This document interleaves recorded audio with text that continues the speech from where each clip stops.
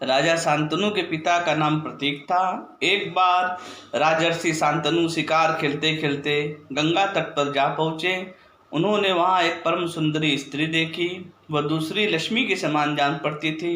शांतनु ने उसका परिचय पूछते हुए याचना की कि तुम मुझे पति रूप में स्वीकार कर लो। देवी ने कहा, राजन, मुझे आपकी रानी होना स्वीकार है। शर्त यह है कि मैं अच्छा बुरा जो कुछ भी करूं, आप मुझे रोकिएगा नहीं, कुछ कहिएगा भी मत। जब तक आप मेरा यह शर्त पूरी करेंगे तब तक मैं आपके साथ रहूंगी, और जिस दिन आप मुझे कुछ रोकेंगे या कड़ी बात कहेंगे उसी दिन मैं आपको छोड़कर चली जाऊंगी। राजा ने उसकी बात स्वीकार कर ली। गंगा देवी को बड़ी प्रसन्नता हुई। राजा ने भी कुछ पूछताछ नहीं की। राजर्षि शांतनु गंगा जी के शील, सदाचार, रूप, सौंदर्य, उदारता आदि सद्गुण और सेवा से बहुत ही आनंदित हुए। वे गंगा देवी के साथ इस प्रकार आसक्त हो गए कि उन्हें बहुत से वर्ष बीत जाने का भी पता नहीं चला।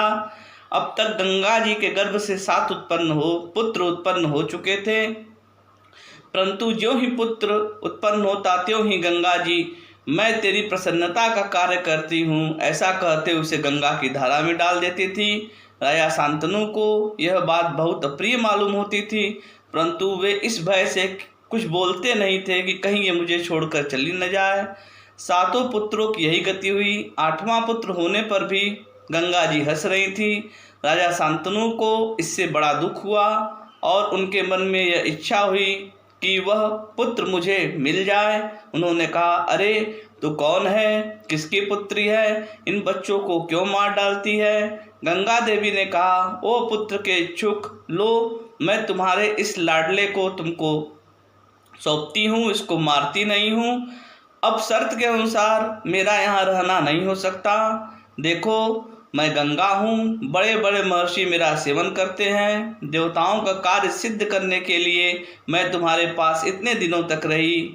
मेरे यह 8 पुत्र 8 वसु हैं। वशिष्ठ के हिसाब से इन्हें मनुष्य योनि में जन्म लेना पड़ा था।